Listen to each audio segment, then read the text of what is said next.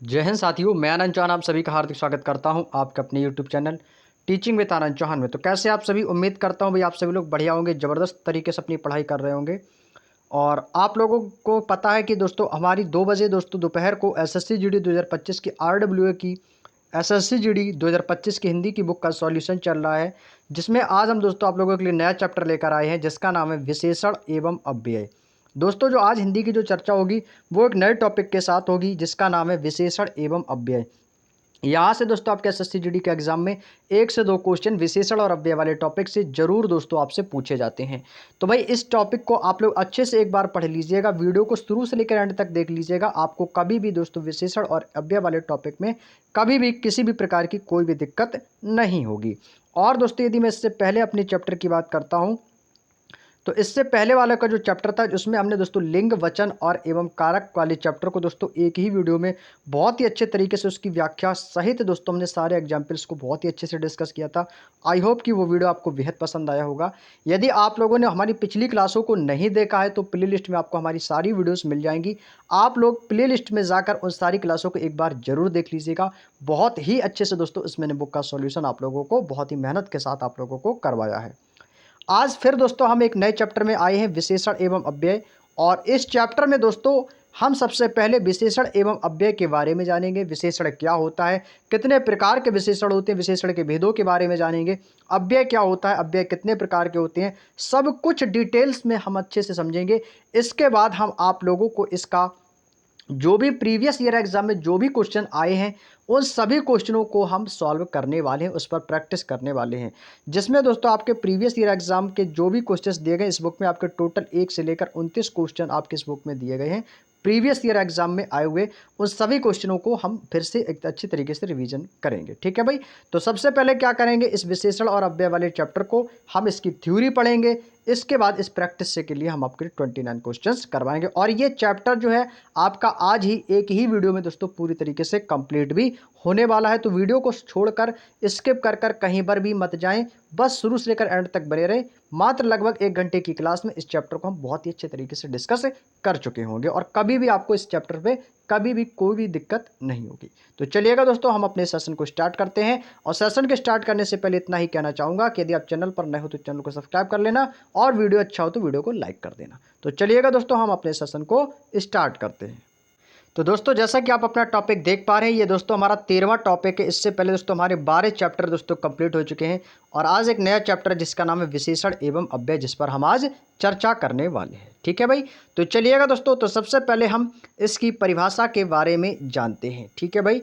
तो यहाँ पे आप दोस्तों देख पा रहे होंगे थ्योरी हमारा सेशन स्टार्ट होता है। तो यहाँ पर सबसे पहले हम इसकी दी गई व्याख्या को समझेंगे।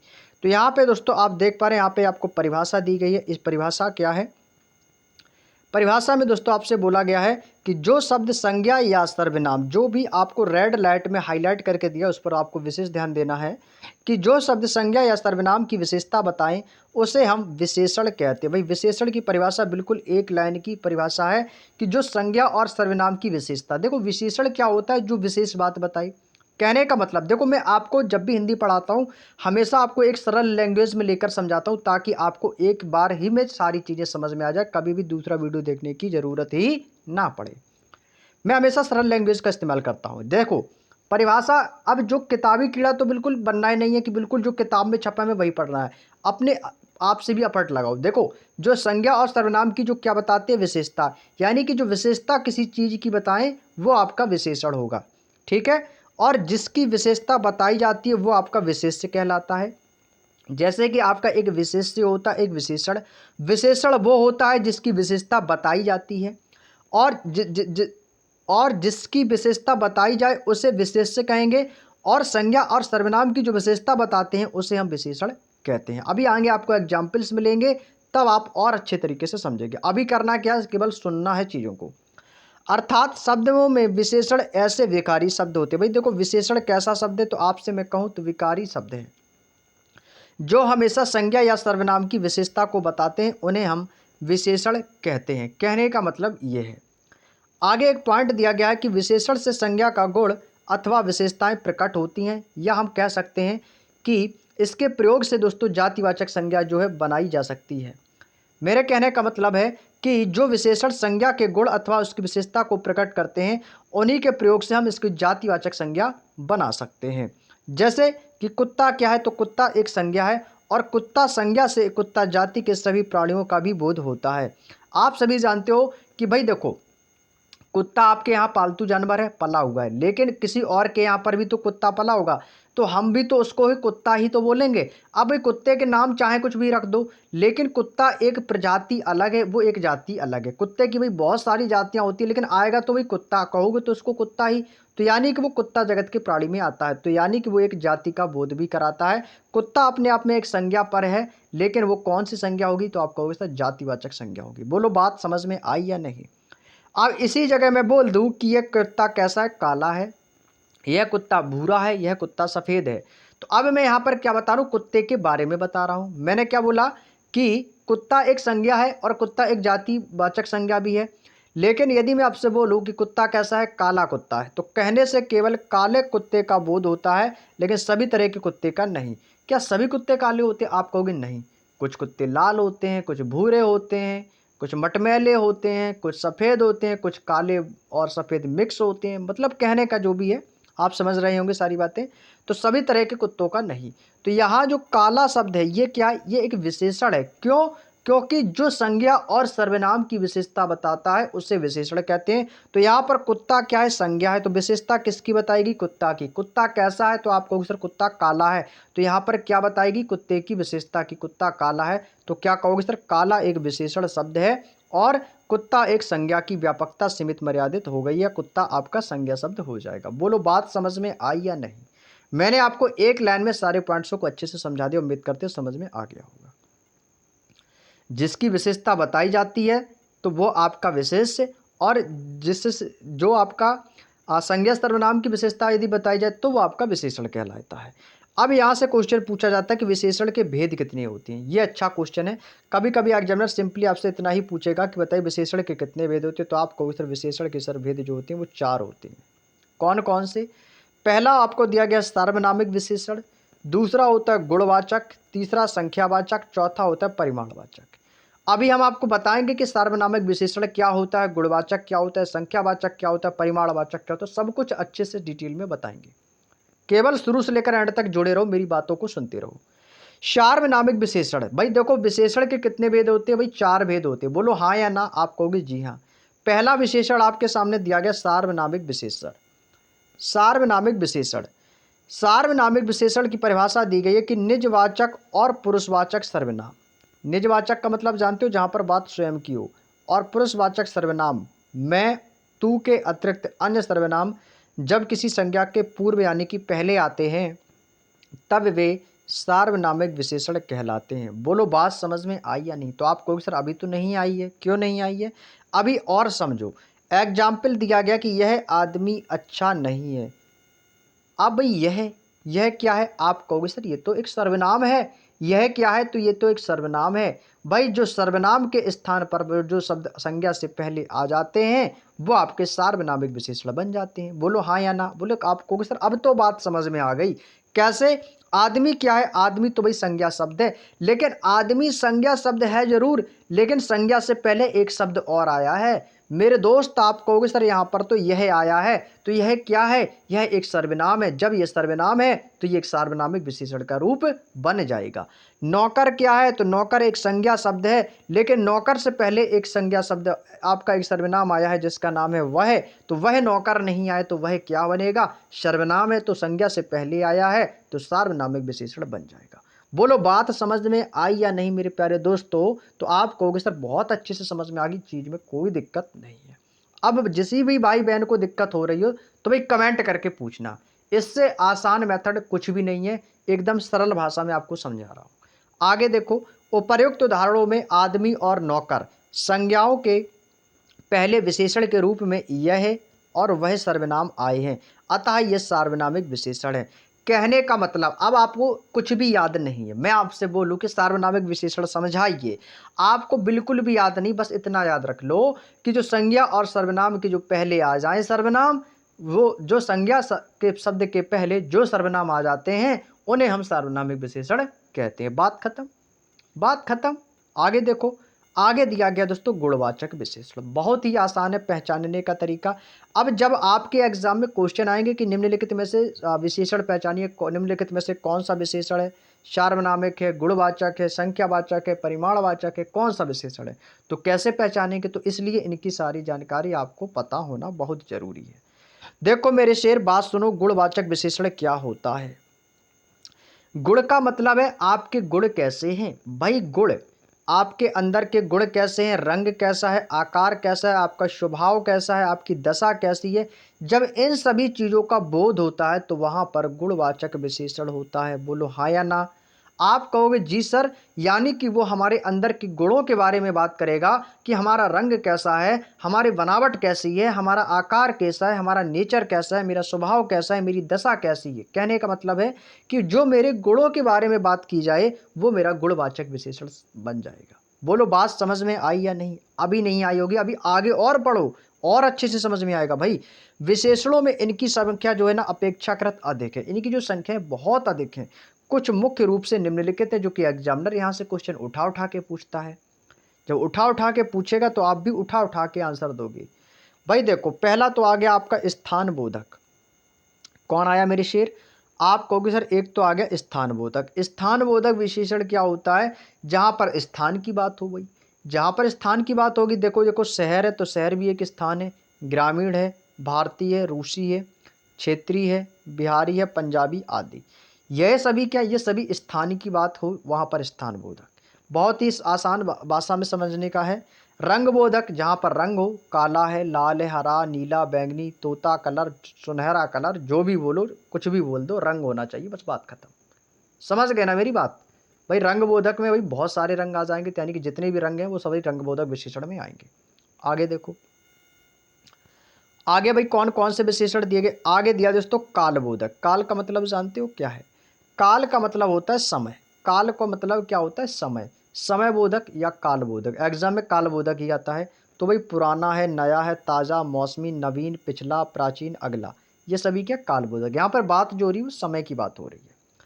आगे दिया है दोस्तों दशा या अवस्था बोधक। आपकी दशा कैसी है, आपकी अवस्था कैसी है। आप गरीब हैं, उद्यमी हैं, दुबले हैं, पतले हैं, पिघले हैं, गीले हैं, रोगी हैं, युवा, वृद्ध, स्वस्थ आदि। ये सभी उसकी दशा के बारे में बता रहे, उसकी कंडीशन के बारे में बता रहे हैं। आगे आता है दोस्तों आकार बोधक विशेषण। आकार बोधक का मतलब जिसकी आकृति सुडौल है, लंबा है, चौड़ा है, समान है, गोल है, तिरछा है, नुकीला है, लंबा है, चपटा है, चौकोर है, गोलाई से है, मतलब कुछ भी बोलो, मतलब जिसमें आकार का एक निर्माण होता है वो आकार बोधक विशेषण हो जाएगा। आगे आता है गुणबोधक। भाई गुणबोधक में क्या बोलते हैं भाई, उसके अंदर के गुण कैसे, भाई कोई नहीं जानता। भाई वो व्यक्ति कैसा है, बुरा है, भला आदमी है, दयालु है, निर्दयी है, झूठा है, सच है, शांत है, सीधा है, दुष्ट है, पापी है आदि। यानी कि जो हमारे गुणों के बारे में बताए उसे हम गुणबोधक विशेषण कहते हैं। बोलो हाथ बात समझ में आई या नहीं। आगे एक पॉइंट है, विचार दृष्टि से बोला गया कि गुणवाचक विशेषण में सादृश्यवाचक पद जोड़कर गुणों को कम या सीमित भी किया जा सकता है। जैसे कि छोटा सा, बड़ा सा या बड़ी सी, या फिर पीला सा। इसके बीच में क्या है, आपको संबोधक लगाकर इसमें सा या सी कर देते हैं तो वो सादृश्यवाचक जोड़ विशेषण जो है बन जाता है। उम्मीद करते बात समझ में आ गई। चलिएगा, हालांकि एक इतना एग्जाम में नहीं पूछता है, जो आपका सीमित है वो गुणबोधक विशेषण तक पूछा जाता है। आगे दिया दोस्तों संख्यावाचक। भाई सुनने में ही आ रहा होगा संख्या की बात की गई है, तो जहां कहीं पर भी संख्या आ जाए तो समझ लो वहां पर संख्यावाचक विशेषण हो जाएगा। यानी कि जिन विशेषणों में संज्ञा या सर्वनाम की संख्या को प्रदर्शित किया जाता है उसे संख्यावाचक विशेषण कहा जाता है। जैसे 3 दिन, 4 कुत्ते, 10 गुने, पंचम वर्ण, ये सभी क्या, आपको इस तरह यहाँ पर बात हो रही गिनती की। यहाँ पे जो बात हो रही है वो काउंटिंग की बात हो रही, गिनती की बात हो रही, संख्या की बात हो रही है, तो संख्यावाचक विशेषण होगा ना। अब इसी के साथ साथ संख्यावाचक विशेषण की भी दोस्तों 2 भेद होते हैं। संख्यावाचक विशेषण के कितने भेद होते हैं मेरी शेर, तो आपको संख्यावाचक विशेषण के 2 भेद होते हैं। कौन कौन से, एक तो होता है निश्चित संख्यावाचक जिसकी संख्या निश्चित हो, और दूसरा होता है आपका अनिश्चित संख्यावाचक विशेषण जिसकी संख्या अनिश्चित हो, यानी कि उसकी कोई संख्या निश्चित नहीं है।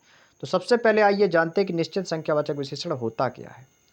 इस विशेषण में किसी व्यक्ति या वस्तु की निश्चित संख्या का बोध होता है। जैसे कि 2 लड़के, यहाँ पर मैंने आपको बोला 2 लड़के, तो इसका मतलब लड़के कितने हैं, 2 हैं। मैंने बोला 4 लोग, लोग कितने, तो भाई सीमित संख्या है, निश्चित है कि 4 लोग ही हैं।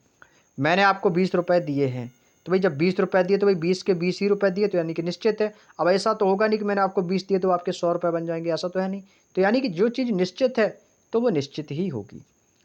आगे बात करते हैं भाई नेक्स्ट पॉइंट पे। आगे दोस्तों आपको दिया गया क्रमबोधक। क्रमबोधक में क्या होता है, जहाँ पर चीज़ें दोस्तों कैसे हो, क्रम में चलती हैं। जैसे कि पहला है, फिर दूसरा है, तीसरा है, चौथा, पाँचवा, छठवां, सातवां, डॉट डॉट करके आपका हजारवां, लाखवां, मतलब ऐसे आपके बनते चले जाएंगे। आवृत्ति बोधक क्या होता है, जहाँ पर आवृत्ति हो। आवृत्ति का मतलब हो, जैसे कि कोई चीज़ है उसका आपने 2 गुना कर दिया, 2 गुना के बाद 3 गुना, 4 गुना, 5 गुना, 6 गुना, 7 गुना, 8 गुना, ये क्या है, गुना हो रहा है, तो यहाँ पर आवृत्ति हो रही है। समुदाय का मतलब होता है जहाँ पर लोग इकट्ठा हो, जैसे कि दोनों, तीनों, चारों, पाँचों, सातों, आठों, ये सभी क्या, ये समुदाय। जहाँ पर भाई कहते हैं ना भाई, पांचों लोग इधर आओ, तो भाई पांचों लोग किस में आएंगे, एक समूह में आएंगे, समुदाय में आएंगे। भाई तीनों लोग इधर आओ, भाई तीनों लोग मामा के यहाँ चले जाओ, तो तीनों लोग यानी कि अपना समुदाय है, 3 लोगों का है। ठीक है। प्रत्येक बोधक में आते हैं, जैसे आपका 1 1, 2 2, हर एक, 3 3, 4 4, तो ये सभी क्या है, प्रत्येक बोधक हो जाएंगे। बात समझ में आ गई, प्रत्येक बोधक विशेषण में आएंगे। आगे आता है दोस्तों गणनावादक विशेषण। गणनावादक विशेषण भी आपके 2 प्रकार के आ जाते हैं इसमें। एक तो आता है पूर्णांक बोधक, दूसरा आता है अपूर्णांक बोधक। पूर्णांक बोधक में क्या होता है, जो एक निश्चित संख्या होती है, जैसे 1 पूर्णांक, 2, 9, 1000। अपूर्णांक में जैसे कि आपका पाव आ गया, आधा आ गया, डेढ़ आ गया, पौन आ गया, सवा आ गया, ढाई आ गया, डेढ़ आ गया, ये सभी क्या है, ये अपूर्णांक बोधक है। क्लियर। तो ये क्या थी, आपके निश्चित संख्यावाचक। अब मैं बात करता हूँ अनिश्चित संख्यावाचक विशेषण की। इसमें व्यक्ति या वस्तु की संख्या का निश्चित बोध नहीं होता, यानी कि इसमें कोई निश्चित नहीं है कितने लोग हैं, इनकी संख्या का ही पता नहीं चलता, तो वो अनिश्चित संख्यावाचक विशेषण कहलाते हैं। जैसे कि भाई कई आदमी खाने के लिए आएंगे, कई आदमी खाना खाने आएंगे। अब जैसे मान के चलो आपके यहाँ भाई कोई निमंत्रण है, तो मैंने आपसे कहा कि भाई आपके यहाँ कई आदमी खाना खाने आएंगे, और आप मुझसे क्या पूछोगे कि भाई ये तो बताओ कितने आदमी खाना खाने आएंगे, तो आप कहोगे सर निश्चित नहीं है, कई आदमी खाना खाने आएंगे। यानी कि जहाँ पर संख्या निश्चित ही ना हो, वहाँ पर अनिश्चित परिमाणवाचक विशेषण होता है। जैसे एग्जाम्पल में बोला कि कई आदमी, अब यहाँ पर आपको इतना तो पता है नहीं कि भाई 10 आदमी है कि 500 आदमी है कि 1000 आदमी है कि 2 लाख आदमी है, आपको कुछ पता नहीं है, यानी कि भाई ये कैसा अनिश्चित है। भाई निश्चित नहीं है, भाई कई आदमी हो सकते हैं, भाई कुछ भी हो सकता है, कितने भी आदमी खाना खाने आ सकते हैं। तो कई आदमी यानी कि भाई कोई गिनती ही नहीं है, तो ये आपका कोई निश्चित ही नहीं है, तो अनिश्चित हो जाएगा। कुछ लोग भाई आ रहे हैं, कुछ लोग आ रहे हैं, भाई कितने लोग आ रहे हैं भाई पता नहीं, यानी अनिश्चित हो जाएगा। थोड़े बच्चे क्लास में बैठे हैं, भाई थोड़े बच्चे, लेकिन भाई थोड़े बच्चे में से क्या, अब संख्या तो पता नहीं है, तो ये अनिश्चित संख्यावाचक। भाई सैकड़ों छात्र स्कूल की परीक्षा में पास हो गए, भाई सैकड़ों छात्र पास हो गए। भाई सैकड़ों में भाई कितना होता है, भाई 100 भी हो सकता है, आपका 200 भी हो सकते हैं, वो भी सैकड़ा कैटेगरी में आएगा, 300 भी सैकड़े की ही कैटेगरी में आता है।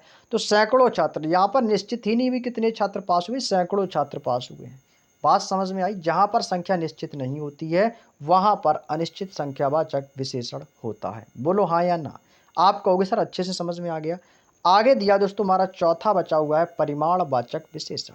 परिमाण का मतलब होता है जहाँ पर चीज़ों को नापा जा सके, तौला जा सके, जिसकी मात्रा प्राप्त की जा सके, यानी कि जहाँ पर हम चीज़ों को नापें या तौलें, वहाँ पर हम परिमाणवाचक विशेषण लगाते हैं। बोलो बात समझ में आई या नहीं।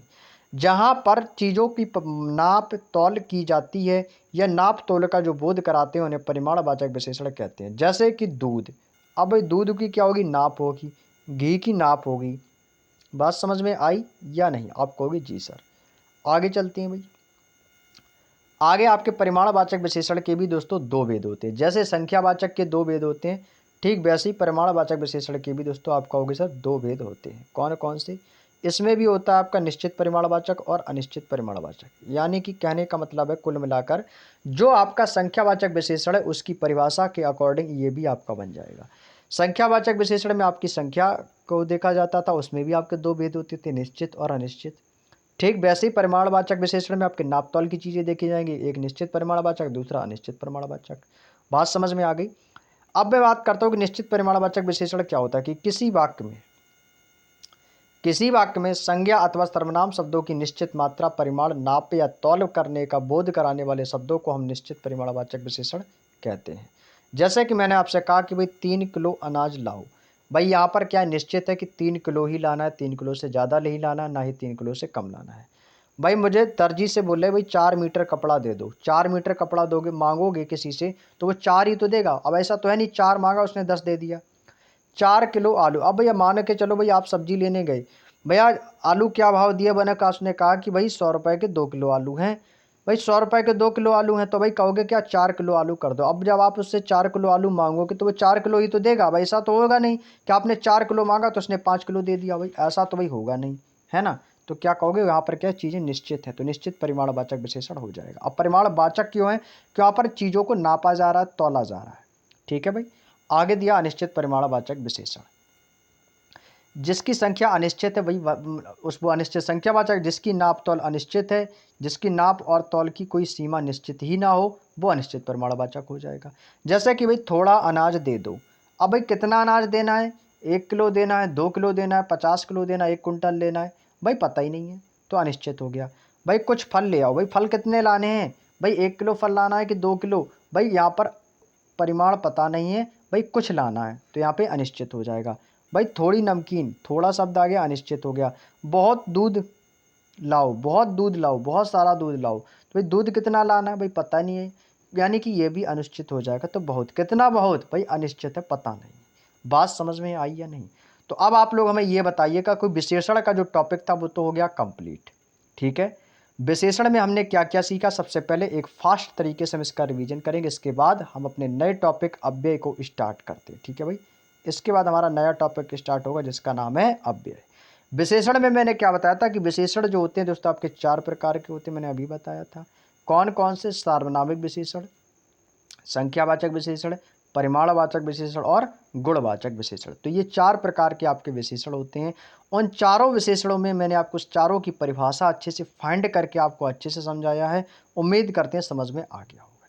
चलिए क्लियर, चलिएगा। अब यहाँ से हम क्या पढ़ने वाले हैं दोस्तों, अव्यय पढ़ेंगे। ठीक है। विशेषण कंप्लीट होता है, अब चर्चा होगी अव्यय की, और इसके बाद ऑब्जेक्टिव क्वेश्चनों को कवर करेंगे। भाई सबसे पहले अव्यय की परिभाषा सुनो। देखो, विकारी शब्द और अविकारी शब्द, ये दो आपके हैं।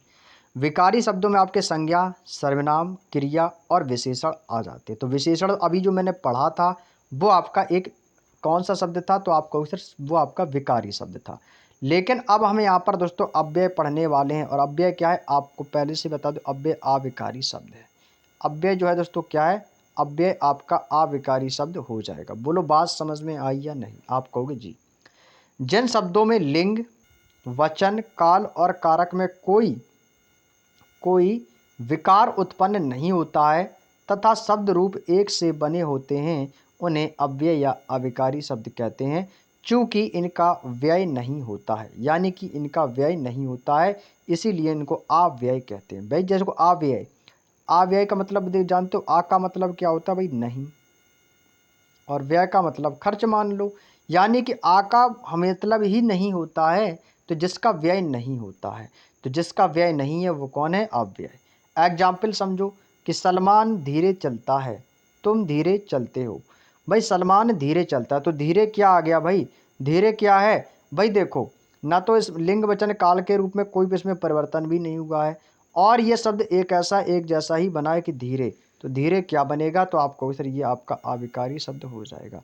तो इनमें से व्यय नहीं होता, तो ये अव्यय है। तो अव्यय, अब एग्जामिनर पूछेगा कि सलमान धीरे चलता है, तो रिक्त स्थान में से अव्यय पहचाने, तो अव्यय क्या होगा, तो आप कहोगे सर अव्यय जो होगा वो निकल के आ गया धीरे। क्या निकल के आ गया दोस्तों, दोनों में अव्यय जो शब्द है वो क्या होगा, धीरे होगा। तो ये क्या होगा दोस्तों, आप कहोगे सर अव्यय हो जाएगा। बोलो बात समझ में आई या नहीं, आप कहोगे सर आ गई। आगे यहाँ पर दिया गया कि उक्त वाक्य में धीरे शब्द सभी अवस्थाओं में एक समान है, अतः यह क्या है दोस्तों, अव्यय है। अव्यय के दोस्तों भेद बहुत पूछे जाते हैं, तो अव्यय के दोस्तों याद रखना 4 भेद होते हैं। क्रिया विशेषण अव्यय, संबंध बोधक अव्यय, समुच्चय बोधक और विस्मयादि बोधक अव्यय। तो ये आपको दोस्तों 4 टाइप्स के प्रकार आपको अव्यय के याद रखने हैं, बहुत इंपॉर्टेंट है, भूल मत जाना। ठीक है। चलिएगा, पहला आपको समझाते हैं क्रिया विशेषण अव्यय। भाई देखो, क्रिया विशेषण अव्यय के बारे में जानते हैं। सबसे पहले इसकी परिभाषा पर डिस्कस करते हैं कि जो अव्यय क्रिया की विशेषता प्रकट या प्रदर्शित करें, अर्थात जिस अव्यय से क्रिया विशेषण या अन्य क्रिया विशेषण की विशेषता प्रकट हो, उसे हम क्रिया विशेषण कहते हैं। यानी कि जो क्रिया की विशेषता बता दे उसे क्रिया विशेषण कहते हैं। भाई एक लाइन में परिभाषा याद करना सीखो। भाई कभी भी किताबी कीड़ा मत बनो। ये मत देखा करो कि जो चीज़ किताब में लिखी मैं वही सेम टू सेम याद करूं, वही छापूं। भाई ये गलती तो बेकार है भाई। इसको ऐसे लोगों को भी नकल टिप्पा बोलते हैं, उनको समझ गए ना भाई। कभी भी किताब की परिभाषा पर मत जाओ, अपने आप से भी परिभाषाओं को बनाना सीखना आना चाहिए। जैसे अब इतनी बड़ी परिभाषा है कि जो अव्यय क्रिया की विशेषता प्रकट या प्रदर्शित करे, उसे हम अव्यय कहेंगे या क्रिया, उसे हम क्रिया विशेषण कहते हैं। भाई सिंपल सी परिभाषा याद रख लो ना कि जो क्रिया की विशेषता बताते हैं उसे क्रिया विशेषण कहते हैं। बात खत्म, बात खत्म मेरे भाई। भाई जैसे कि मैंने कहा कि जितेंद्र तेज दौड़ता है। अब भाई दौड़ना क्या है? दौड़ना तो एक क्रिया है। अब मैं आपसे बोलूं कि दौड़ना तो क्रिया है, भाई कैसे दौड़ता है? तो आप कोई सा तेज दौड़ता है। तो यहाँ पर विशेषता किसकी बताएगी? विशेषता बताई गई है क्रिया की। विशेषता यहाँ पर किसकी बताएगी मेरे दोस्त? तो आप कहोगे सर विशेषता जो बताई गई है ना, वो विशेषता बताई गई है क्रिया की। जब यहाँ पर दोस्तों आपको क्रिया की विशेषता बताई गई है तो ये क्या होगा? तो आप कहोगे सर ये तो क्रिया विशेषण हो जाएगा। तो ये क्या होगा मेरे दोस्त? तो आप कहोगे सर ये तो फिर क्रिया विशेषण हो जाएगा। तो कहने का तात्पर्य है कि जो क्रिया की विशेषता बताता है उसे क्रिया विशेषण कहते हैं। जैसे अगला आपको एग्जाम्पल दिया कि राज अभी टहलता है। भाई टहलना क्या है? एक क्रिया है। क्या टहलता है? भाई अभी टहलता है। तो अभी क्या हो गया? तो आप कहोगे सर अभी आपका यहाँ पर विशेषण बन जाएगा। यानी कि जो क्रिया की विशेषता बताता है तो अभी क्या होगा? क्रिया विशेषण बन जाएगा। बात समझ में आ गई? यहाँ पर क्रिया दौड़ना है और टहलना की विशेषता क्रमशः तेज और अभी है, अतः ये क्या है? क्रिया विशेषण है। तो वही तो मैं आपको समझाने का प्रयास कर रहा हूँ। तो ये सभी क्या हो जाएंगे? तो आप कहोगे सर क्रिया विशेषण हो जाएंगे। बोलो बात समझ में आई या नहीं? आप कहोगे सर जी आ गई। क्लियर? Next question. इसके अतिरिक्त क्रिया विशेषण दूसरे क्रिया विशेषण की विशेषता को भी प्रकट करते हैं। जैसे कि शिव कुमार बहुत धीरे चलता है। शिव कुमार बहुत धीरे चलता है। तो भाई चलना क्या है? तो आपको सर चलना तो क्रिया है। चलना क्या है? क्रिया है। और भाई कैसे चलता है? तो भाई आप में से मैं बोलूं कि वो बहुत धीरे चलता है। तो बहुत क्या है? तो आपको सर ये तो क्रिया विशेषण है। कैसे चलता है? धीरे चलता है। तो दूसरी क्रिया विशेषण ये हो गई। अब मेरी एक बात सुनो कि हम इसमें से बोलें कि जो क्रिया विशेषण है, देखो जो विशेषण की विशेषता बताए, जो क्रिया की विशेषता बताए उसे क्रिया विशेषण, और जो विशेषण की विशेषता बताए उसे हम प्रविशेषण कहते हैं। भाई धीरे क्या है? आप कहोगे सर ये क्या हो जाएगी? तो आप कहोगे सर धीरे इसमें क्या है? क्रिया विशेषण हो जाएगा। अब देखो क्रिया विशेषण के भेद कौन कौन से होते हैं। क्रिया विशेषण के यदि मैं भेद की बात करूं तो आपको हमेशा 4 भेद बताने हैं कि क्रिया विशेषण के मुख्यतः 4 भेद होते हैं। पहला आपको दिया गया है स्थितिवाचक क्रिया विशेषण, जहां पर स्थिति के बारे में स्थिति के बारे में सूचना मिलती है उसे हम स्थितिवाचक क्रिया विशेषण कहते हैं। जहां पर किसी स्थान के बारे में बताया जाए, दिशा है, या किसी स्थानवाचक या स्थिति के बारे में बताया जाए। जैसे कि भाई इधर बैठो, उधर बैठो, ऊपर मत देखो, नीचे मत देखो, दाएं घूमो, बाएं घूमो। तो ये इधर उधर, ऊपर नीचे, दाएं बाएं, ये क्या है? ये एक दिशा है। यहाँ पर एक स्थान की इधर उधर, इधर उधर क्या है? आप कहोगे सर ये तो एक स्थान हो गया। ऊपर नीचे दाएं बाएं ये क्या हो गई? तो आप कहोगे सर ये तो एक दिशा हो गई। तो यहाँ पर क्या हो जाएगी? स्थितिवाचक, यानी स्थिति को दर्शा रहा है तो स्थितिवाचक क्रिया विशेषण बन जाएगा। बोलो बात समझ में आई या नहीं? आप कहोगे सर अच्छे से समझ में आ रही है सारी चीज़ें। भाई देखो यदि आपको चीज़ें अभी भी समझ में नहीं आ रही तो ये समझ लो कि भाई आपको कभी भी चीज़ें समझ में नहीं आएंगी। सीधी बात मैं बोल रहा हूँ। यदि मेरा पढ़ाया समझ में नहीं आया तो समझ लो फिर तो बेकार ही है। मैं आपको इतने सरल लैंग्वेज में चीज़ों को अच्छे से क्लियर करके चल रहा हूँ ताकि आपको एक ही बार में चीज़ें समझ में आ जाएं। और ऐसा कोई भी कैंडिडेट नहीं होना चाहिए क्लास में जो कहे कि सर मुझे चीज़ें समझ में नहीं आई। यदि नहीं आई हैं तो भाई मुझे नहीं लगता कि आपको कभी भी चीज़ें समझ में आएंगी। तो या तो आप पहले से ही कमज़ोर हैं या आप कुछ सीखना ही नहीं चाहते हैं। जिनको समझ में नहीं आ रहा मैं ये शब्द उनके लिए बोल रहा हूँ, और जिसको समझ में आ रहा है तो भाई अच्छी बात है। और क्लास आप लोगों को कैसी लग रही है, बातें समझ में आ रही हैं नहीं आ रही हैं, इसका मुझे रिस्पॉन्स भी चाहिए भाई आप लोगों से। ठीक है भाई, क्योंकि आप लोग से भाई देखो आप लोगों की वजह से ही मैं आप लोगों के लिए ही क्लास लाता हूँ। नहीं तो क्लास लेने का मेरा कोई मतलब ही नहीं है। क्यों ला रहा हूँ? कि ताकि आप लोगों की मैं हेल्प कर सकूँ। ठीक है भाई, चीज़ें आप लोगों की क्लियर कर सकूं। इसीलिए तो भाई मैं क्लासें लाता हूँ, और क्लासों से आप लोगों का जो रिस्पॉन्स रहेगा तो मुझे एक मोटिवेशन मिलेगा, जिससे मैं आप लोगों के लिए ऐसे ही हमेशा हेल्प करता रहूँ और आगे बढ़ता रहूँ। समझ रहे हैं ना चीज़ों को, तो रिस्पॉन्स आप लोग जरूर देंगे। आगे दिया दोस्तों कालवाचक क्रिया विशेषण। काल मैंने अभी आपको बताया था, काल का मतलब होता है समय। जहां पर दोस्तों बात समय की हो, कि जिस क्रिया विशेषण में काल या समय की सूचना मिले उसे कालवाचक क्रिया विशेषण कहते हैं। बोलो बात समझ में आई या नहीं। जैसे कि आज मेरा पेपर है, भाई कल मेरा पेपर है, भाई परसों वह आएगा, अब तुम कब जाओगे, वह कब आएगा। यानी कि कहने का मतलब है आज कल परसों अब कब। ये एक अपने आप में बता तो पूरे टाइम को ही रहा है, बता तो ये समय को ही रहा है, और काल को ही तो हम समय कहते हैं। चाहे समयवाचक क्रिया विशेषण बोल दो या चाहे कालवाचक क्रिया विशेषण बोल दो, बात तो एक ही है। तो यहाँ पर आज कल परसों अब कब, ये क्या है, ये एक कालवाचक क्रिया विशेषण होगा। बोलो बात समझ में आई या नहीं। आप कहोगे सर आ गई समझ में। आगे देखो परिमाणवाचक क्रिया विशेषण। भाई देखो मैंने परिमाणवाचक क्रिया विशेषण में एक बात में बताई थी कि ये अव्यय शब्द होते हैं जो जिसमें हम नाप तौल का बोध करते हैं, जहां पर चीजों को नापा जा सके, तौला जा सके, वो आपका परिमाणवाचक क्रिया विशेषण होता है। बात समझ में आई या नहीं। जैसे बहुत, खूब, अत्यंत, अति, ये एक अधिकता बोधक अव्यय है, जहां पर दोस्तों चीजें कैसी अधिक हैं। जैसे उसने कहा कि मुझे बहुत तेज भूख लगी है, यानी कि अधिक भूख लगी है। अधिक और बहुत इज इक्वल कैसे होंगे, बराबर होंगे। मुझे खूब भूख लगी है, तो भाई बात तो अधिक की है। मुझे अत्यंत भूख लगी है, यानी कि है यहाँ पर भी अधिक, मतलब अधिक की बात हो रही है। जब अधिक की बात होती है तो वहां पर अधिकता बोधक क्रिया विशेषण बनेगा, और ये परिमाण बोचक विशेषण का ही एक प्रकार है। आगे है दोस्तों न्यूनता बोधक। भाई जैसे आप लोगों ने अधिक कोण, न्यून कोण मैथ में पढ़ा है, वैसे ही आपका न्यूनता बोधक अव्यय होता है, जिसमें जरा जरा जहां पर चीजें थोड़ी की बात हो, बिल्कुल कम की, थोड़ा कह दो, कम कह दो, किंचित कह दो या कुछ कह दो, तो जहां पर न्यून कम चीजों की बात होती है वहां पर न्यूनता बोधक होता है।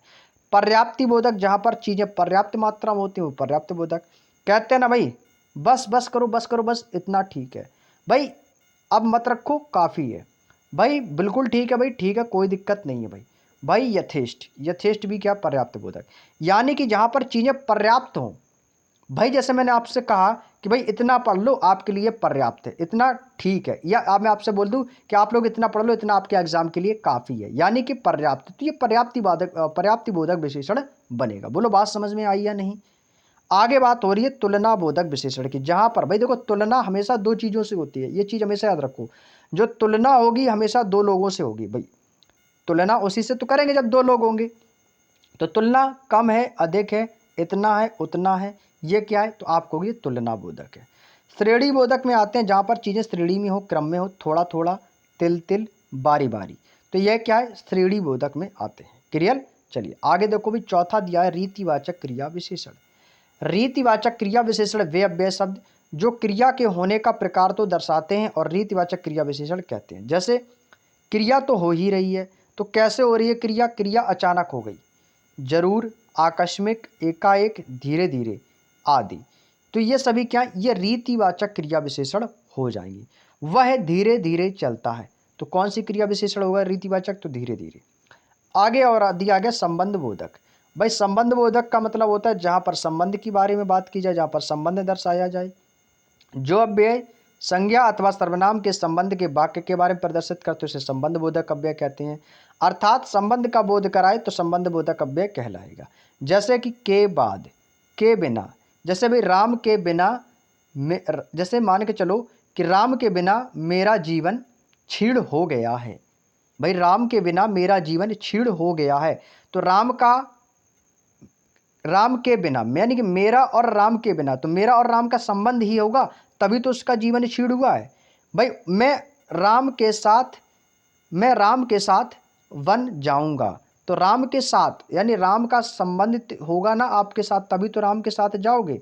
यानी कि जहां पर संबंध की बात होती है वहां पर संबंध बोधक अव्यय कहलाएगा। बोलो बात समझ में आई या नहीं। तो आप कहोगे जर आ गई। क्लियर। चलिएगा आगे देखते हैं। भाई यदि वाक्य में संज्ञा ना हो तो वही अव्यय क्रिया विशेषण भी कहलाएगा। उदाहरण दिया गया कि ज्ञान के बिना किसी का काम नहीं चलता, तो के बिना आ गया। दिन भर घूमना अच्छा नहीं होता, तो अव्यय क्या होगा, क्रिया भर आएगा घूमना। उपरोक्त उदाहरण में वाक्य में दोस्तों आपको दिया गया कि के बिना और भर ये संबंध बोधक अव्यय हैं, क्योंकि यहाँ पर क्या संबंध दर्शा रहे हैं। तो के बिना शब्द ज्ञान संज्ञा है और चलना क्रिया है। तो इस तरह भर आदि को, भर दिन को, घूमना क्रियार्थक संज्ञा को जोड़ता है। तो घूमना क्या है, क्रिया है, और दिन भर यह आपका संज्ञा हो जाएगा, तो मिलकर क्रियार्थक संज्ञा बनाएगा। आगे दिया संबंध बोधक अव्यय के भेद। भाई देखो संबंध बोधक अव्यय के भी भेद होते हैं, तो इसके निम्नलिखित भेद हैं भाई। प्रयोग के आधार पर, व्युत्पत्ति के आधार पर और अर्थ के आधार पर संबंध बोधक अव्यय के अपने अपने भेद होते हैं। सबसे पहले बढ़ते हैं प्रयोग के अनुसार संबंध बोधक अव्यय के दो भेद होते हैं। यदि मैं आपसे बोलूं कि प्रयोग के आधार पर संबंध बोधक अव्यय कितने भेद होते हैं, तो आपको पूछ रहे इनके दो भेद होते हैं। पहला होता है संबद्ध संबंध बोधक अव्यय और दूसरा होता है अनुबद्ध संबंध बोधक अव्यय। संबद्ध क्या होता है कि संबंध बोधक अव्यय जो संज्ञा की विभक्तियों के बाद या पीछे आते हैं उसे संबंध बोधक अव्यय होते हैं। और अनुबद्ध होता है कि ऐसे संबंध बोधक अव्यय जो संज्ञाओं के विकृत रूप के बाद आते हैं उसे अनुबद्ध संबंध बोधक अव्यय कहते हैं। आगे बात करते हैं व्युत्पत्ति के अनुसार। व्युत्पत्ति के आधार पर संबंध बोधक अव्यय के इसके भी दो भेद होते हैं। कौन कौन से? एक तो होता है आपका मूल संबंध बोधक अव्यय, दूसरा होता है यौगिक। मूल होते हैं जिसमें बिना, पूर्वक, पर्यत इत्यादि शब्द आए। यौगिक शब्दों में आपका मतलब होता है जैसे संज्ञा से अपेक्षा है, मार्फत है, लेखे, पलटे पलटे। विशेषण में आता है उल्टा, ऐसा, तुल्य, समान, योग्य। क्रिया कर जाना, लिए, मारना, चलना, फिरना, कूदना क्रिया है। क्रिया विशेषण जो क्रिया की विशेषता बताते हैं वही पीछे, परे, पास आदि। अर्थ के अनुसार संबंध बोधक अव्यय के दोस्तों 13 भेद होते हैं। ये पॉइंट तो आपको याद रखना है। अर्थ के आधार पर संबंध बोधक अव्यय के कितने भेद होते हैं, तो 13। एक तो होता है आपका कालवाचक, स्थानवाचक, दिशावाचक, साधनवाचक, हेतुवाचक, विषयावाचक, व्यतिरेकवाचक, विनिमयवाचक, सादृश्यवाचक, विरोधवाचक, साहचर्यवाचक, संग्रहवाचक और तुलनावाचक। ये भाई बहुत आसान है, आप लोगों के सामने जब एग्जाम्पल्स आएंगे तब आप बहुत आसानी से पहचान लोगे, ऑटोमेटिक अपने आप पहचान लोगे भाई। समझ रहे हैं ना मेरी बात को। आगे बात करते हैं समुच्चय बोधक अव्यय की। देखो समुच्चय बोधक अव्यय क्या होता है कि ऐसे अव्यय जो दो शब्दों अथवा दो वाक्यों को जोड़ते हैं। समुच्चय का मतलब होता है दो, जैसे संयुक्त का मतलब दो होता है, ठीक वैसे ही समुच्चय का भी मतलब दो होता है। जैसे कि मैं आया, मैं तो आया और वह चला गया। भाई यहाँ पर दो की बात हो रही है, दो शब्दों की। कौन की? एक तो वो आया है और दूसरा चला गया, यानी कि मैं आया और वह चला गया। तो यहाँ पर किसको जोड़ा भाई? दो वाक्य भाई मिलकर जुड़े। एक तो मैं आया और वह चला गया, तो दो वाक्य हैं, तो किसने जोड़ा? और ने जोड़ा। तो और क्या होगा? समुच्चय बोधक अव्यय।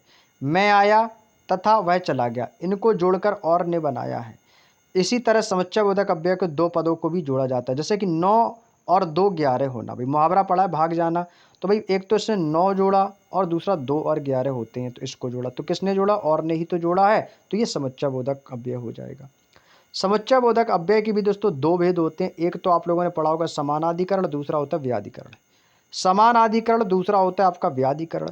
समानाधिकरण अव्यय जो होता है वो क्या होता है कि मुख्य वाक्य को जोड़ने में सहायक पद अव्यय, अर्थात जिन अव्ययों को पदों के द्वारा मुख्य वाक्य जोड़ते हैं उसे समानाधिकरण समुच्चय अव्यय कहते हैं। इनके दोस्तों 4 उपभेद होते हैं जो कि निम्नलिखित हैं। जैसे कि आपका होता है एक संयोजक है, दूसरा विभाजक, विरोधबोधक, परिणाम बोधक। संयोजक होते हैं जिसमें एवं है, तथा है, और है। विभाजक जो अलग करते हैं कि वाह है, अथवा है, या है, केवा, चाहे, चाहे की, ना, नहीं तो, यानी कि जो अलग कर दे।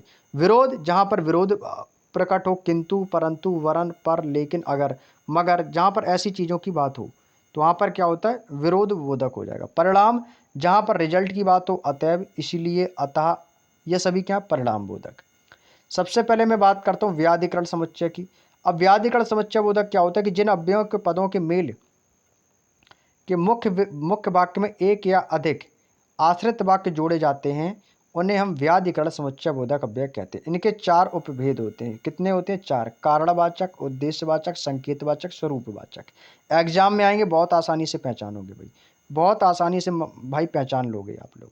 कारण, जहाँ पर कारण होगा कि चूंकि वह नहीं आया, इसलिए, कि, क्योंकि। यहाँ पर क्या हो रहा है? कारण प्रकट हो रहा। उद्देश्य, आपका उद्देश्य है कि, जो कि, ताकि, यानी कि जो आपका मेन उद्देश्य होता है। संकेत, यदि, तो, जो, सो, यद्यपि, तदापि। जो पाएगा सो, जो सोए, जो जागेगा सो पाएगा। भाई जो और सो क्या होगा? संकेतवाचक है ना। स्वरूपवाचक अर्थात, यानी कि, ये सभी क्या है? स्वरूपवाचक अव्यय हो जाएंगे। क्लियर? उम्मीद करते हैं बात समझ में आ गई। आगे देखो दिया गया विस्मयादि बोधक। भाई इसको पहचानना तो भाई बच्चा बच्चा जानता है, इसको तो भाई बच्चा बच्चा पहचान लेगा। जहाँ पर दोस्तों विस्मयादि बाधक यानी कि जहाँ पर विस्मय की बात हो, आश्चर्य की बात हो, हर्ष की बात हो, आश्चर्य है, शोक आदि प्रकट हो, वहाँ पर विस्मयादि बोधक अव्यय होता है। बोलो बात समझ में आई या नहीं। जैसे कि अरे ये तुमने क्या किया, अरे भाई जहाँ पर देखो एक्सक्लेमेटरी चिन्ह ये होता है ये वाला, तो ये विस्मयादि बोधक अव्यय का चिन्ह होता है, तो विस्मयादि बोधक अव्यय हो गया। अरे ये तुमने क्या किया, भाई अरे, तो यहाँ पर क्या विस्मय प्रकट कर दिया, अचानक से आप चौंक गए, आश्चर्य हो गया, तो ये क्या हो जाएगा, विस्मयादि बोधक अव्यय हो जाएगा। आगे देखो, विस्मयादि बोधक अव्ययों का व्याकरण में कोई विशेष महत्व तो नहीं होता है, लेकिन इनका प्रयोग जो होता है वो मनोभावों की तीव्रता से प्रकट करने वाले होते हैं। जैसे कि तुम क्या करोगे, अब इसी को मैं बोलूं कि आप इसको तुम क्या करोगे को, इसको आप विस्मयादि बोधक अव्यय में बदलिए। क्या बोलोगे आप, हाय तुम क्या करोगे, हाय, यानी कि आपने जो ये हाय लगा दिया इसका कोई मतलब नहीं है, लेकिन क्या है आपके अंदर एक मनोभाव प्रकट कर दिया, आपको आश्चर्य में डाल दिया कि हाय तुम इस चीज़ का क्या करोगे। तो ये क्या है, ये आपका एक क्या निकल के आएगा, आपको सर ये विस्मयादि बोधक अव्यय का एग्जाम्पल हो जाएगा। इनके भी दोस्तों कुछ में मुख्य भेद होते हैं, इनके भाई गिनती करके नहीं बताओगे कि इनके कितने, भाई इनके प्रमुख भेद होते हैं। कैसे, जैसे कि एक तो हो गया हर्षबोधक, आश्चर्य में हो जाता है, स्वीकार बोधक, तिरस्कार बोधक, शोक बोधक, अनुमोदन और संबोधन बोधक। बात समझ में आई या नहीं। अब जैसे कि हर्षबोधक, भाई कैसे बोलते हैं कि शाबाश मेरे शेर, मजा आ गया, वाह वाह, ये क्या भी हर्ष है, खुशी उत्पन्न होगी। भाई अब जैसे मान के चलो आप कहीं पर कव्वाली या नृत्य वगैरह देख रही हैं, तो आपने नृत्य को देखा, आप क्या बोलोगे, वाह वाह मज़ा आ गया, तो आपके अंदर एक खुशी ही तो मिलेगी, आपके अंदर एक हर्ष उत्पन्न होगा, तभी तो बोलोगे। आपने कोई भोजन किया, आपने कहा आहा कितना स्वादिष्ट भोजन है, तो आहा यानी कि आपको एक अंदर से हर्ष मिला, खुशी मिली।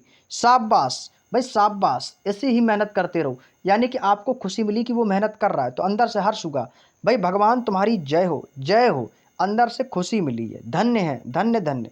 तो ये क्या, हर्ष, जहाँ पर अंदर से खुशी मिलती है वहाँ पर हर्षबोधक हो जाएगा।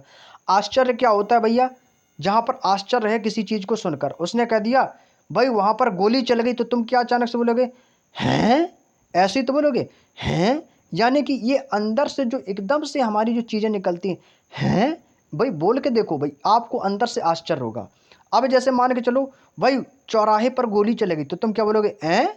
भाई देखो ये हमारी दैनिक जीवन में चर्चाएं होती रहती, आपको थोड़ा सा फनी जरूर लग रहा होगा कि सर ऐसे बोल रहे हैं, लेकिन आप खुद, ये हमारी दैनिक जीवन में क्रिया होती रहती हैं, किसी भी बात को हमने सुना, अचानक से हमें आश्चर्य होगा, तो ये आश्चर्यबोधक अव्यय होता है। भाई ऐ ऐसा हो गया, अच्छा। भाई दूसरा कहते भाई ओ हो भाई बहुत ही स्मार्ट लग रहे हो, ओ हो यानी कि आपको देखा हो तो आश्चर्य लग गया। अब जैसे मान के चलो भाई, उसके साथ मान के चलो किसी मतलब कुछ भी हो गया जो भी है, तो आपने क्या क्या ऐसा हो गया है, क्या आप लोगों ने मूवी वगैरह में देखा होगा। अब जैसे आप लोगों ने सीआईडी, तो आप लोगों ने वही देखा होगा। अब सीआईडी में जैसे मान के चलो किसी के पास कॉल आता है, जैसे मान लो दया सर के पास कॉल आया, अभिजीत सर के पास कॉल आया, तो उनके पास जब कॉल आता है वो कैसे बोलते हैं, बाद में कहते हैं क्या, ये कैसे हो गया, मतलब क्या, वहाँ पर भी दोस्तों क्या ही आता है शब्द। तो ये क्या होता है, जहाँ पर चीज़ों को आश्चर्य में डाल देता है। एग्जाम्पल भाई मैंने बहुत सारे दे दिए, उम्मीद करते हैं समझ गए होंगे। आगे आता है दोस्तों स्वीकार बोधक, जहाँ पर हम चीज़ों को स्वीकार कर लें, स्वीकार करते हैं, जी हाँ, हाँ जी बताइए, बहुत अच्छा है, ठीक है आपका काम हो जाएगा, यानी कि मैंने आपकी बात को स्वीकार किया है। जहाँ पर चीज़ों को हम स्वीकार कर लेते हैं तो वहाँ पर स्वीकार बोधक अव्यय होता है। तिरस्कार बोधक, जहाँ पर हम किसी की बेइज्जती कह दें, चल हट, ये क्या हुआ, मैंने तिरस्कार कर दिया, अरे ये क्या है, तिरस्कार है, चुप, ये भी क्या है, तिरस्कार हो जाएगा। शोक बोधक, आहा मुझे बहुत ही चोट लग गई है, यहाँ पर क्या शोक हो रहा, हाँ हाँ, त्राही त्राही, हाय, ये क्या है, शोक है। अनुमोदन, अनुमोदन कहाँ पर हो, तो वाह, अच्छा, ठीक है, हाँ हाँ, जहाँ पर अनुमोदन हो रहा। संबोधन, अरे, रे, अहो, हे, अजी सुनती हो, ये तो भाई बहुत एग्जाम्पल दिया मैंने आपको। तो यही सब है क्या, संबोधन बोधक अव्यय। उम्मीद करते समझ में आ गए होंगे, क्लियर। अब यहाँ से दोस्तों आपके आते हैं ऑब्जेक्टिव टाइप के क्वेश्चंस, जो कि आपके प्रीवियस ईयर एग्जाम में अभी तक पूछे जा चुके हैं। बोलो बात समझ में आई या नहीं। आप कहोगे सर बातें तो सर बहुत अच्छे से समझ में आ रही हैं, कोई दिक्कत नहीं हो रही होगी, ठीक है भाई। अब आपके सामने केवल 29 क्वेश्चंस और बचे हुए हैं मेरे दोस्त, इनको और कंप्लीट कर लो और ये चैप्टर आपका आज से हमेशा के लिए कंप्लीट हो जाएगा, ठीक है भाई। चलिएगा आगे क्या बोला है क्वेश्चन भाई देखो, आपको मैंने अब विशेषण बता दिया, विशेषण के प्रकार बहुत अच्छे से समझाए हैं और अब वे भी समझा दिए हैं। यदि कोई भी इनसे एग्जाम्पल के तौर पर कोई भी क्वेश्चन बनेगा तो उम्मीद करते हैं आप लोग इन क्वेश्चनों को जरूर करके आएंगे। अब भाई एग्जाम्पल पढ़ते हैं जो भी आपके प्रीवियस ईयर एग्जामों में आए हैं। ये क्वेश्चन आपके 10 जनवरी 2023 को एग्जाम में आया हुआ क्वेश्चन है। किस वाक्य में संख्यावाचक विशेषण का उचित प्रयोग नहीं किया गया है? भाई क्वेश्चन को भी गलती से मत पढ़ना, भाई क्वेश्चन जल्दबाजी में बिल्कुल मत पढ़ना, नहीं तो आपको आता हुआ क्वेश्चन भी एग्जाम में गलत करके आओगे। जैसे इसमें बोला कि संख्यावाचक विशेषण का उपयोग नहीं किया गया है। अब एग्जाम में क्या करते हैं कि हम पढ़ लेते हैं कि संख्यावाचक विशेषण का प्रयोग किया गया है जल्दबाजी में, तो जबकि यहाँ पर पूछा है कि नहीं किया गया। इसको ध्यान में रखना है। दुर्घटना से पहलवान को अधिक घाव हो गए हैं। हमारी बगिया में कुछ अधिक वृक्ष हो गए हैं। महात्मा गांधी बहुत थोड़े कपड़े पहनते थे। नब्या के काले बाल हैं। तो भाई देखो, दुर्घटना से पहले अधिक, अधिक क्या है भाई? कम, ज़्यादा, अधिक, ये भी संख्यावाचक में हो जाएगा। हमारी बगिया में कुछ अधिक, यहाँ पर भी देखो संख्यावाचक है। बहुत थोड़े, भाई कितने थोड़े, ये भी संख्या है, लेकिन है कितना? अनिश्चित संख्यावाचक विशेषण में आ रहा है ना भाई, जिसको हम काउंट कर सकते हैं ना भाई। तो लेकिन नब्या के काले बाल, यहाँ पर बालों की विशेषता बताई जा रही है, तो काला क्या है आपको इस विशेषण हो जाएगा, लेकिन संख्यावाचक में नहीं होगा। तो नब्या के काले बाल है, ये क्या हो जाएगा?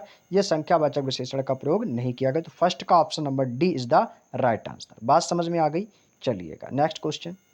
निम्नलिखित में से विशेषण शब्द का कौन सा उदाहरण है? निम्नलिखित में से विशेषण बताना है। भाई देखो, समाज क्या विशेषण है? भाई नहीं है। भारत विशेषण है? भाई नहीं है। धन विशेषण है? नहीं है। तो क्या बचा? भारतीय। भारत से ही तो बनाई है भारतीय, तो क्या कहोगे? भारतीय एक क्या है? विशेषण। जो भारत की विशेषता, भारत की विशेषता क्या? भारत भारतीय है भाई, भारतीय लोग हैं, तो भाई भारतीय क्या? विशेषण है। नेक्स्ट, निम्नलिखित विकल्पों में से किस वाक्य में संख्यावाचक विशेषण का उचित प्रयोग नहीं किया गया? इस बार भी देखो नहीं पूछा है। भाई चार सफेद कबूतर, भाई देखो संख्यावाचक है, ये तो है। भव्या का स्वभाव, भाई चार छात्र, ये भी है। कुछ खिलाड़ी, यहाँ पर भी हो जाएगा, लेकिन कौन सा नहीं है? भव्या। भव्या का स्वभाव, यहाँ पर गुणवाचक विशेषण होगा, ये नहीं होगा। तो 3 का option number B is the right answer. यही इस क्वेश्चन का आंसर राइट आंसर हो जाएगा। क्लियर? चलिएगा नेक्स्ट क्वेश्चन। क्वेश्चन नंबर 4, निम्नलिखित में से किसी वाक्य में तुलनात्मक विशेषण, यहाँ पर तुलनाबोधक विशेषण को बताना है कि उत्तमावस्था के अशुद्ध रूप क्या प्रयोग हुआ है। उत्तमावस्था, देखो उत्तमावस्था आप जानते हो, उत्तमावस्था जहाँ पर तम लगा देते हैं भाई, जहाँ पर हम तम लगा देते हैं, जिसका गलत यूज हुआ। जैसे कि विशाल से विशालतम हो जाएगा, ये तो सही है, ठीक है। सबसे ज़्यादा बलवान है, तुम सबसे सुंदर हो, तो सबसे लगा है, सबसे ज़्यादा है, तो ये भी आपका उसी में जाता है उत्तम। कौन सा नहीं है? कोमल रतम, कोमल रतम नहीं होता भाई, ये तो गलत है। ये कैसा है? गलत हो जाएगा। तो option number B is the right answer. बात समझ में आ गई? कोमल रतम नहीं होगा भाई, गलत लिखा है। नेक्स्ट क्वेश्चन, निम्नलिखित विकल्पों में से किस वाक्य में संख्यावाचक विशेषण का उचित प्रयोग नहीं किया गया है? दिल्ली के पास यमुना में जरा सा पानी है, भाई जरा सा, ये क्या होगा भाई? आपको सर ये तो संख्यावाचक में आएगा, लेकिन अनिश्चित में आ जाएगा। गाय थोड़ा दूध देती है। गाय, गौरव के पास थोड़ी सी भूमि है, तो थोड़ी सी, थोड़ा है तो आएगा संख्यावाचक में ही, लेकिन यह किसका खरगोश है? तो ये तो प्रश्नवाचक हो गया, आप गलत कहोगे सर, ऑप्शन नंबर ए में नहीं किया गया है। नेक्स्ट, निम्नलिखित में से कौन सा शब्द सार्वनामिक विशेषण शब्द नहीं है? सार्वनामिक विशेषण पूछा है, जो सर्वनाम होगा वही तो सार्वनामिक विशेषण बनेगा। तो भाई देखो कौन सा शब्द नहीं है सार्वनामिक विशेषण? तो भाई कौन सा? ऐसा है, तुम्हारा है, जैसा, ये तो सार्वनामिक विशेषण है, तो मैं क्या, ये सर्वनाम है। ये क्या है? सर्वनाम है। जैसा, तुम्हारा, ऐसा, ये सार्वनामिक विशेषण है, लेकिन ये सार्वनामिक विशेषण नहीं है।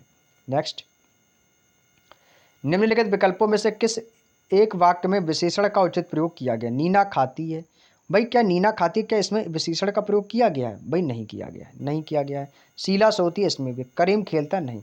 भाई राधा के लंबे बाल हैं, बाल कैसे मेरे दोस्त? लंबे। जब बाल की विशेषता बताई गई लंबे से, तो क्या होगा भाई? वाक्य में विशेषण का प्रयोग किया गया। Option number C is the right answer. Next question, निम्नलिखित विकल्पों में से किसे एक वाक्य में विशेषण का उचित प्रयोग किया गया है? भाई उसका घोड़ा सुंदर है, भाई उसका घोड़ा कैसा है? भाई ये पहला ही वाक्य मिल गया मेरे दोस्त, पहला ही। घोड़ा कैसा है? भाई सुंदर है। घोड़ा कैसा? सुंदर है। तो भाई विशेषता बताई गई है, तो क्या हो जाएगा? विशेषण। Option number A is the right answer. Next question, किसी संज्ञा या सर्वनाम शब्द की विशेषता बताने वाले शब्द क्या कहलाते हैं? मैंने अभी बताया, जो संज्ञा सर्वनाम की विशेषता बताते हैं, पहला ही शब्द था, उसे विशेषण कहते हैं मेरे दोस्त। क्या कहते हैं? विशेषण। ये तो भाई पहला ही क्वेश्चन था हमारा, जो कि एग्जाम में आपके आया है। आगे देखो, निम्नलिखित में से कौन सा एक शब्द विशेषण शब्द नहीं है? विशेषण शब्द नहीं है पूछा है। देखो आप क्या है? आपका विशेषण है? भाई नहीं, ये तो सर्वनाम है। काला विशेषण है, काला विशेषण है, लेकिन आप नहीं है। काला है, पुराना है, दोगुना है, ये विशेषण है, लेकिन आप क्या है, ये एक सर्वनाम है। ठीक है भाई। नेक्स्ट, निम्नलिखित विकल्पों में से किस एक वाक्य में विशेषण का उचित प्रयोग किया गया है? भाई वह अच्छा लड़का है। लड़का कैसा है मेरे दोस्त, आपको इसे लड़का तो अच्छा है, तो option number B is the right answer. लड़का कैसा है, अच्छा है, तो अच्छा क्या होता है भाई, अच्छा होता है विशेषण। अच्छा शब्द कैसा है, आप कहोगे सर ये विशेषण, ये किसी की विशेषता बता रहा, तो ये क्या होगा भाई, आप कहोगे सर ये तो विशेषण हो जाएगा। बात समझ में आ गई भाई। वाक्यों को आप लोग बड़े ही आसानी से सॉल्व कर पा रहे होंगे, चलेगा, बहुत अच्छे। यदि वाक्यों को कर पा रहे हैं तो बहुत अच्छी बात है, यानी कि आपने चीज़ों को अच्छे से समझा है। अब इसमें देखो गुणवाचक विशेषण का उचित प्रयोग नहीं किया गया है, पूछा है भाई चेहरा कैसा है, गोल है, तो ये तो है। भाई बालक कैसा है, सुंदर, तो यहाँ पर देखो गुणवाचक तो है नहीं। भाई क्या गुणवाचक होगा, आप कहोगे जी हाँ ये तो गुणवाचक है। बालक कैसा है, सुंदर, लड़का कैसा है, अच्छा है, चेहरा कैसा है, गोल है, लेकिन नीरज दिल्ली में रहता है, ये इसमें तो भाई कोई भी गुणवाचक विशेषण ही नहीं है, इसमें तो भाई विशेषण है ही नहीं। भाई नीरज तो दिल्ली में रहता है, इसमें क्या नीरज के गुण के बारे में बताया गया, भाई नीरज के गुण के बारे में नहीं बताया गया, तो ऑप्शन नंबर बी वह क्या हो जाएगा, गुणवाचक विशेषण हो जाएगा, गुणवाचक विशेषण नहीं होगा। नेक्स्ट, निम्नलिखित विकल्पों में से किसी एक वाक्य में विशेषण का उचित प्रयोग किया गया है? वह जाता है, गलत है, इसमें कोई विशेषण नहीं। फल कैसा है, मीठा है, भाई मीठा फल, ऑप्शन नंबर बी। मीठा क्या हो जाएगा, मीठा शब्द क्या मेरे दोस्त, मीठा बनेगा इसमें से विशेषण। मीठा क्या बनेगा, विशेषण, तो भाई फल कैसा है, मीठा, तो यही option number B is the right answer. Next question, निम्नलिखित में से कौन सा क्रिया से बना एक विशेषण शब्द है? क्रिया क्या होती है भाई जिसमें ना प्रत्यय हो, भाई ना प्रत्यय हो, भाई देखो लड़ना क्या होता है, क्रिया, लड़ना से ही बना है लड़ाकू, ऑप्शन नंबर ए। गाना तो क्या है, ये आपको से तो क्रिया है, ये भी क्रिया है, ये भी क्रिया है, लेकिन हमसे पूछा था क्रिया से बना विशेषण शब्द, तो विशेषण क्या होगा, लड़ाकू, option number A is the right answer. Clear, चलिएगा नेक्स्ट क्वेश्चन। अनु बहुत सुंदर लड़की है, तो इसमें हमें क्या बताना, उपरोक्त में से रेखांकित शब्द बहुत क्या है? भाई लड़की कैसी है, भाई आप बताओ लड़की कैसी है, लड़की कैसी है, सुंदर है, तो सुंदर क्या है, सुंदर तो विशेषण है, सुंदर क्या है, विशेषण है। जो विशेषण की विशेषता बताता है उसे हम क्या कहते हैं भाई, प्रविशेषण कहते हैं, उसे क्या कहेंगे मेरे दोस्त, जो विशेषण की विशेषता बताई उसे हम प्रविशेषण कहते हैं। ये मैंने आपको पॉइंट बताया भी था, और देख लो भाई एग्जाम में आया है क्वेश्चन, जो विशेषण की विशेषता बताए वो प्रिय विशेषण होता है। नेक्स्ट, निम्नलिखित में से कौन सा शब्द संख्यावाचक विशेषण का उदाहरण नहीं है? तो भाई कौन है, दोगुना है, बहुत है, पहला नहीं, लगातार, क्या लगातार होगा, भाई ये नहीं होगा, option number A is the right answer. ये लगातार, ये संख्यावाचक विशेषण में नहीं आता है। नेक्स्ट, निम्नलिखित वाक्यों में से किस एक वाक्य में विशेषण का उचित प्रयोग किया गया है? भाई विशेषण, भाई फल कैसा है, मीठा है, मैंने अभी आपको बताया मीठा फल लेकर आओ, भाई मीठा फल खाओ, ऑप्शन नंबर डी। फल कैसा है, मीठा है, यानी फल की विशेषता बताइए, मीठा है, फल कैसा है, मीठा है, तो option number D is the right answer. बात समझ में आई या नहीं? भाई कमेंट करके बता देना मेरे दोस्त, यदि समझ में आ रही है तो भी बता देना कि सर मज़ा आ गया, नहीं समझ में आ रही तो वो भी बता देना, तो मैं आपको समझाने का प्रयास करूंगा। ठीक है, चलिएगा आगे देखिए, दिया गया क्वेश्चन नंबर 18 कि भाई तब की बात कुछ और थी, फिर ऐसा नहीं होगा। उपयुक्त वाक्य में तब और फिर समानार्थक क्रिया विशेषण के सही अर्थ क्या होंगे? भाई तब का अर्थ है बाद में, और फिर का अर्थ है बार बार। देखो तब, भाई आप बताओ तब का अर्थ, भाई तब का अर्थ होता है उस समय। भाई कहते हैं ना कि भाई तब की बात, यानी उस समय की बात कुछ और थी, ठीक है, यानी इसका तो भाई बात तो ये बिल्कुल सही है। और फिर ऐसा नहीं होगा, यानी कि फिर का अर्थ है मतलब दोबारा से ऐसा नहीं होगा, तो भाई ऑप्शन नंबर बी एकदम परफेक्ट होगा। इसमें काफ़ी लोगों ने इस क्वेश्चन को गलत किया था, 2023 के एग्जाम का आया हुआ क्वेश्चन है, लेकिन यदि आइंदा ऐसा क्वेश्चन आपके एग्जाम में बने तो बड़े ही दोस्तों आपको सोच समझ के आंसर इसका करना होगा। ठीक है भाई, तब का अर्थ बाद में नहीं होता है, तब का अर्थ, अब भाई इस वाक्य को तो पढ़ो कि तब की बात कुछ और थी, यानी कि वो बात हो चुकी, वो बहुत पहले समय की बात हो रही है, यानी कि उस समय, और फिर ऐसा नहीं होगा, यानी कि जो पहले हो गया था अब वो दोबारा नहीं होगा। बात समझ में आ गई है? तो भाई option number B is the right answer. Next question, क्रिया विशेषण से संबंध रखता है, हमें क्रिया विशेषण बताना है। भाई देखो ये तो बहुत ही आसान क्वेश्चन है, क्वेश्चन नंबर 19। भाई वह दौड़ता है, कैसे दौड़ता है, तेज दौड़ता है, तो भाई कैसा हो गया, क्रिया विशेषण, पहला ही ऑप्शन है, option number A is the right answer. उसी में ही विशेषण, इसमें कोई विशेषण ही नहीं है, तो ये गलत हो जाएंगे। नेक्स्ट क्वेश्चन, निम्नलिखित वाक्यों में से कौन सा एक वाक्य क्रिया विशेषण का संबंध रखता है? भाई वो कैसे चलता है मेरे दोस्त, तो आप कहोगे सर धीरे धीरे, तो भाई धीरे धीरे क्या, ये क्रिया विशेषण है, पहला ही ऑप्शन मिल गया। भाई पूरा क्वेश्चन पढ़ ऑप्शन देखने की जरूरत ही नहीं, पहला ही ऑप्शन मिल गया, भाई एक नज़र में आप ऑप्शन को बता सकते हो। निम्नलिखित में से कौन सा एक वाक्य क्रिया विशेषण से संबंध रखता है? वही देखो, क्रिया विशेषण पूछा है तो भाई एक नज़र में पहचानो। वह खड़ा है, भाई नहीं है। बच्चे दौड़ते हैं, नहीं है। गाय चरती है, नहीं। वो सीता यहाँ आ गई, यहाँ देखो क्या आ गया, क्रिया विशेषण आ गया। कहाँ आ गई? यहाँ आ गई। 21 का option number C is the right answer. Clear.